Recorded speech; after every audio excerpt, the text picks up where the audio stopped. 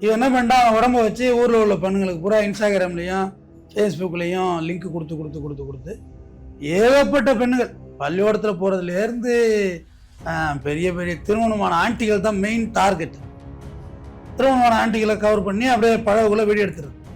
கொடுத்து கொடுத்து கொடுத்து கொடுத்து மாளாமல் அந்த ஒரு கட்டத்தில் பணம் கொடுக்க முடியாதுங்கிற ஸ்டேஜில் இவங்க போலீஸை போய் அணுகுறாங்க. உண்மையிலே ரியலி தமிழ்நாடு போலீஸ் கிங் இல்லை. வேலை செய்யணும்னு நினச்சா செஞ்சுருவாங்க, செய்யக்கூடாதுன்னு நினச்சாலும் செய்யறதில்லை. போலீஸ் வந்து ரெக்கவரி பண்ணி செல்லை டப்புன்னு பறித்து பார்த்தாக்க இது எவ்வளோ பேரை அவன் ட்ராஜடி பண்ணிட்டான் அந்த காசி. இதில் என்ன கூத்து தெரியுமா, அவங்க அப்பா தான் அக்யூஸ் 2, யார் காசியோட அப்பா தான் A2. அப்புறம் 2020ஆம் ஆண்டு இது மகளிர் நீதிமன்றத்துக்கு வருது இந்த வழக்கு வந்தப்ப காசிக்கு கடைசி உயிர் மூச்சு இருக்கும் வரை சிறையிலேயே கழிக்கணும் அப்படின்ற தண்டனை. யாரு? காசி.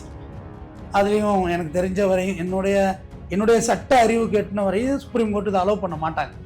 ஏன்னா இது தப்பு. இது பெரிய இவன் சமுதாய கிருமி, இவனை விடக்கூடாதுன்றதுல சுப்ரீம் கோர்ட்டும் கண்டிப்பாக விடாது அவனை. ஏன்னா காசியை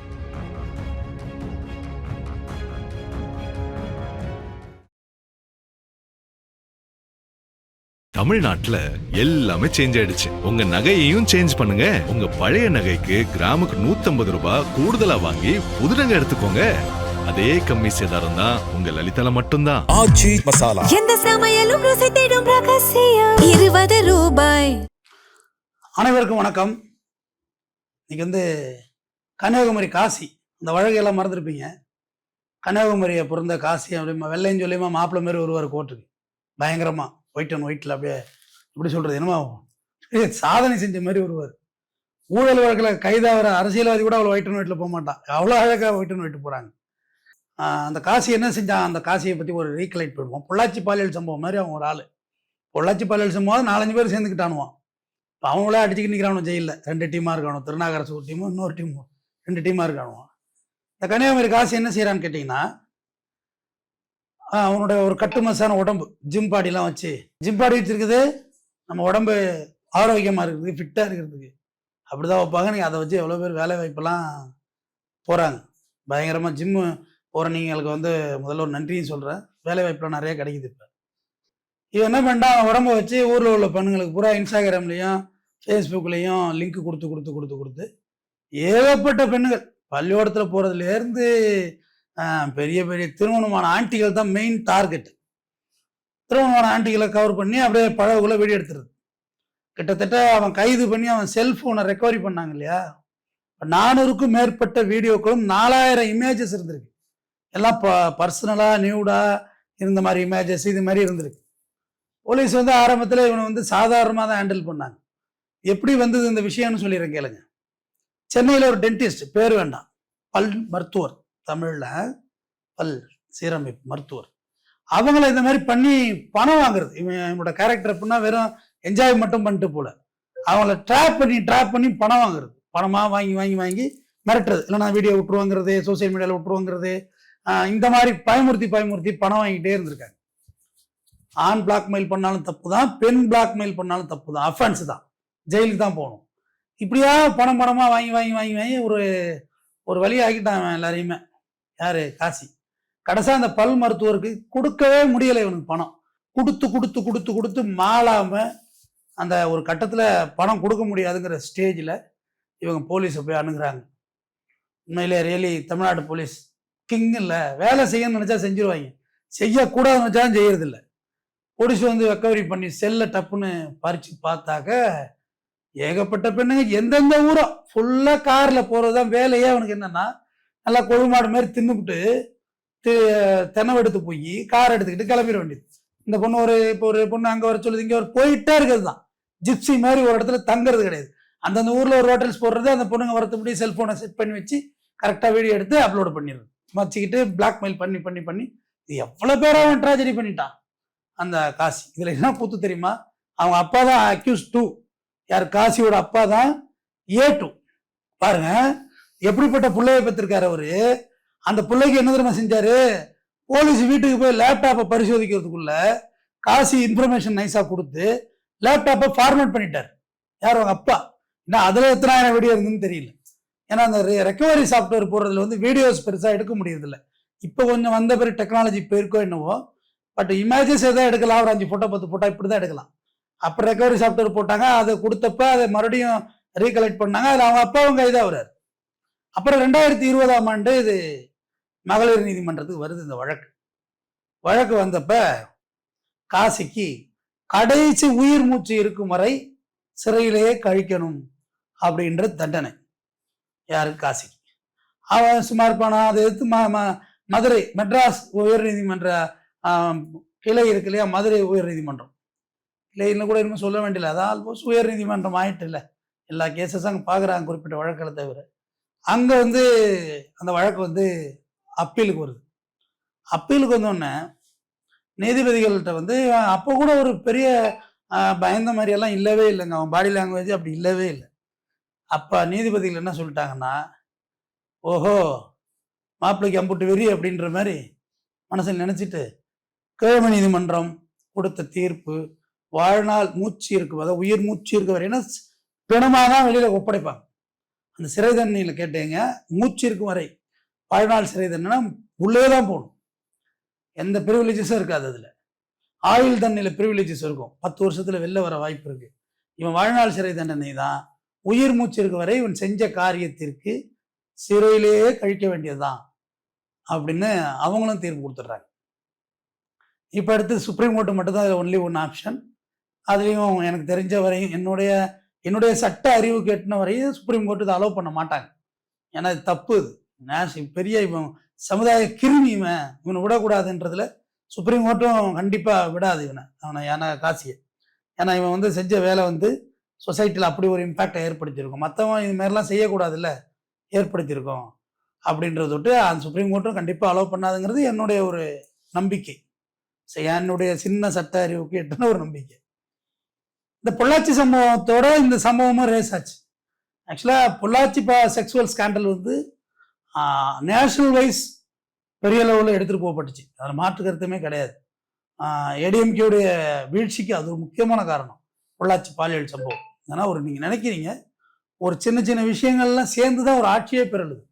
அதில் ஏடிஎம்கேயோட ஃபெயிலியரில் பொள்ளாச்சி பாலியல் சம்பவம், ஸ்டெர்லைட்டு, சாத்தார்குளம் பெனிக் ஜெயராஜ், இதெல்லாம் வந்து அவங்களோட வீழ்ச்சிக்கு காரணம். அதுமாதிரி திமுகவுக்கும் இருக்குது, திருப்பகுணம் அஜித் மாடர் இருக்குது, அதெல்லாம் நம்ம சொல்லலாம். ஃபெயிலியருக்கு ஏதோ ஒரு காரணங்கள், மக்கள் ஏதோ ஒரு மாற்றம் விரும்புகிறாங்க. இந்த காசி திங்கிங் ப்ராசஸில் யாராவது நீங்கள் இருந்தீங்கன்னா இன்ஸ்டண்ட்டாக அந்த வீடியோலாம் டெலீட் பண்ணிவிட்டு திருந்துறதுக்கான வழிகளை பாருங்கள். ஏன்னா நீங்கள் தப்பு பண்ணிட்டீங்க, நீங்கள் போய் போலீஸில் சரண்டர் ஆக போகிறீங்கன்னா, நான் அவ்வளோ பெரிய காந்தியெல்லாம் இங்கே யாரும் இல்லை. நீங்கள் உடனடியாக அதை டெலீட் பண்ணிவிட்டு சம்மந்தப்பட்ட பெண்கள்கிட்டயோ சாரி சொல்லிவிட்டு நான் இது உங்கள் லைஃப்பில் கிராஸ் ஆக மாட்டேன்னு சொல்லி எஸ்கேப் ஆகிடுது. இது ஒரு பாடம்.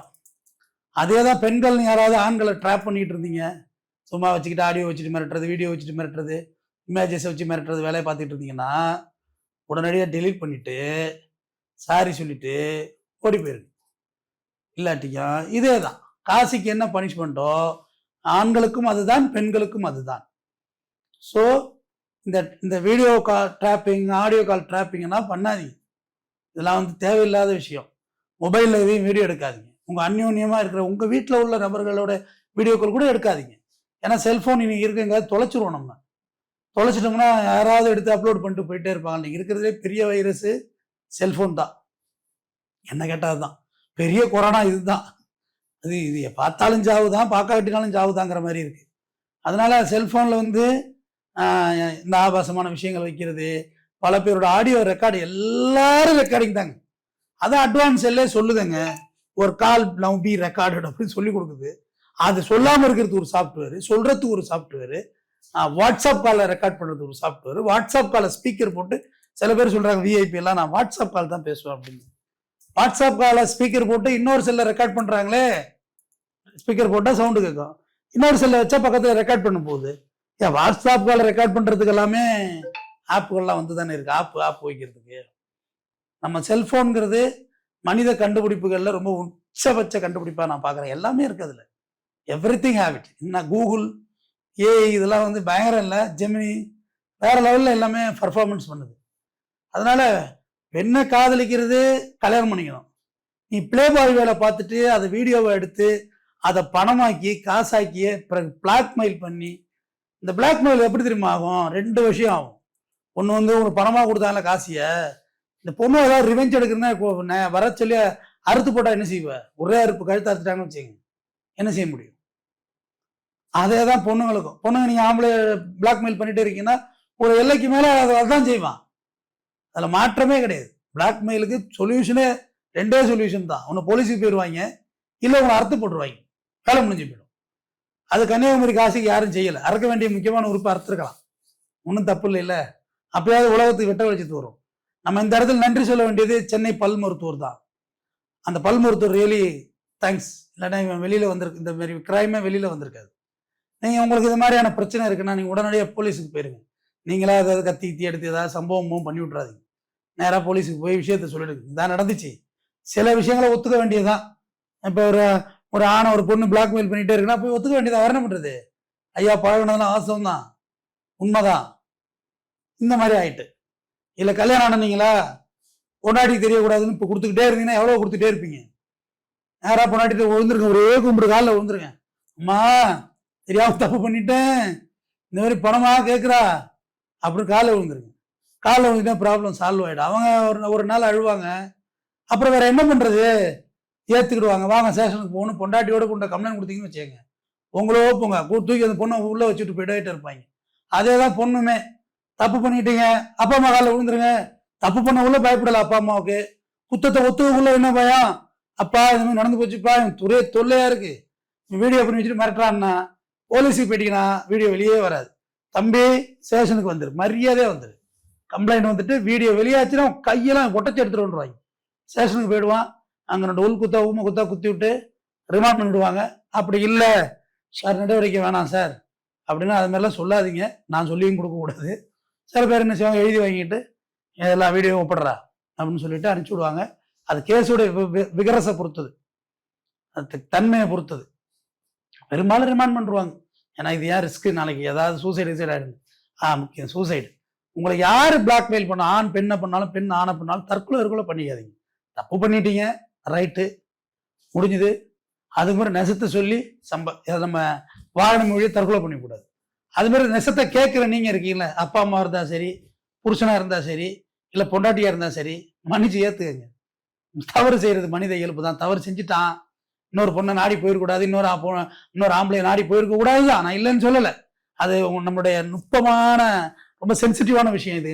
அதை ஏற்றுக்கன்னு நான் சொல்கிறேன். அது வந்து விளையாட்டா சொல்கிறேன், ரொம்ப சீரியஸான மேட்ரு. அது என்ன பண்ணுறது? Error is humanity. தவறு செஞ்சுட்டா ஏற்றுக்க வேண்டியதா? இல்லை என்ன இருக்கு? அப்படி பரிசுத்தம் பார்த்தோம்னா வாழ்க்கை இழந்து போடுவோம் இல்லையா? குழந்தை இருக்கும், குழந்தை லைஃபுக்காக வேண்டி ஏற்றுக்க வேண்டியதான், சகிச்சு வாழ்ந்துக்க வேண்டியதான். இனிமேல் தப்பு பண்ணாதுன்னு ஒரு காம்ப்ரமைஸ், ஒரு தற்காலிக தோல்வியை சமாதானமாக்கிக்கிறது தானே பேச்சுவார்த்தைங்கிறது. சரி ரைட்டுன்னு அதோட அவங்களும் அதுக்கு போய் தப்பு பண்ண மாட்டாங்க, போய் வசமாக சிக்கிடுறாங்கல்ல. அதனால கன்னியாகுமரி காசி போன்றவர்கள் வீடியோ பார்த்துக்கிட்டு இருந்தாங்க, உங்கள் மனநிலையை மாற்றிக்கிடுங்க. பாதிக்கப்பட்டிருந்தவங்க உடனடியாக நீங்கள் காவல்துறையை அணுகுங்க. நன்றி. தமிழ்நாட்டுல எல்லாமே சேஞ்ச் ஆயிடுச்சு. உங்க நகையையும் சேஞ்ச் பண்ணுங்க. உங்க பழைய நகைக்கு கிராமுக்கு 150 ரூபாய் கூடுதலா வாங்கி புது நகை எடுத்துக்கோங்க. அதே கம்மி சேதாரம் தான் உங்க லலிதால மட்டும்தான். எந்த சமையலும் ருசி தேடும் ரகசியம் 20 ரூபாய்.